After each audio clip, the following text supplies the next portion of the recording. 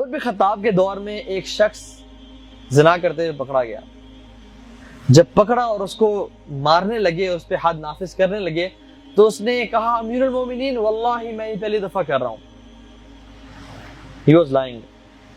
عمر بن خطاب نے بغیر اس کو جانے ٹٹولے اس نے کہا کہ اللہ سبحانہ و تعالیٰ کبھی بھی کسی ایسے شخص کو جو پہلی دفعہ گناہ کر رہا ہو ایکسپوز نہیں کرتا. جب انسان بار بار گناہ کرتا رہتا ہے پھر اللہ سبحانہ و تعالیٰ اسے ایکسپوز کرتے ہیں.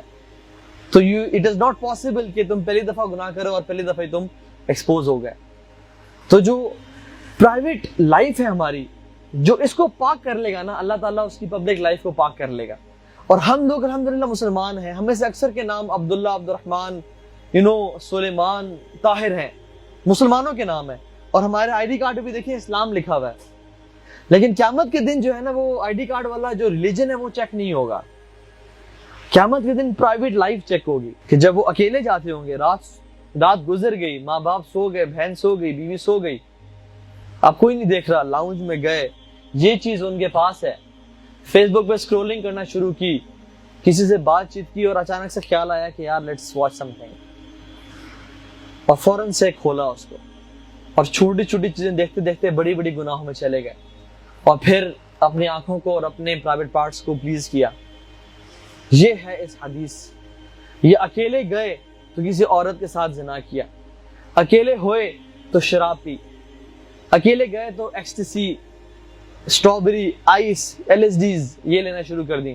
وَإِذَا خَلَوْا جو پرائیویٹ لائف میں ہوں گے تو وہ ان کا مسئلہ پتہ کیا ہوگا؟ یہاں جو حدیث ہمیں بتاتی ہے وہ لوگوں سے ڈرتے ہوں گے، لوگوں سے چھپتے ہوں گے، اور اللہ سے نہیں ڈرتے ہوں گے. یہ اللہ کو بالکل پسند نہیں ہے بات کہ میں آپ لوگوں سے تو چھپوں، حالانکہ آپ لوگوں کی کیا، آپ لوگ نہ مجھے رزق دیتے ہو، نہ آپ لوگوں کا اوپینین میٹر کرتا ہے، نہ آپ لوگ مجھے صحت دینے والے ہو، اور نہ میں آپ کو یہ سب کرنے والا ہوں.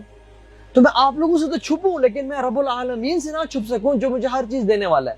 تو اللہ کو یہ چیز بالکل پسند نہیں ہے کہ انسان پردے تو بند کرے، کنڈی لگے، انسانوں سے چھپے، لیکن مجھ رب العالمین سے جو کہ قادر ہے اس پہ کہ میں اس کی سانس سے روک لوں، مجھ سے نہیں چھپ رہا. اور ہم چھپ کے جائیں تو کہاں جائیں؟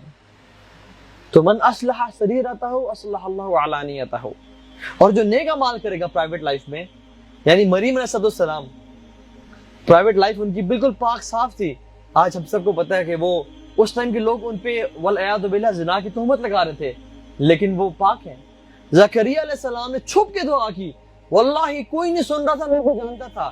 اذ ناداہ ربہ نداء خفیہ. اللہ خود کہتے ہیں کہ بڑی چھپ کے انہوں نے دعا کی.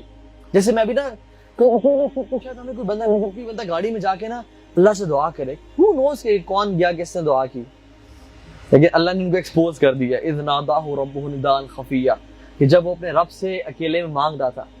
تو اگر آپ اکیلے میں نیک انسان ہیں تو اللہ تعالیٰ لوگوں میں بھی آپ کی محبت ڈال دے گا. لیکن اگر آپ اللہ تعالیٰ کی خلاف ورزی کرتے ہیں، گناہ کرتے ہیں تنہائی میں، تو پھر الٹیمیٹلی لوگ بھی آپ سے ناراض ہوں گے اور لوگوں کے دلوں میں آپ کی عزت بالکل ختم ہو جائے گی، اور they will not value you.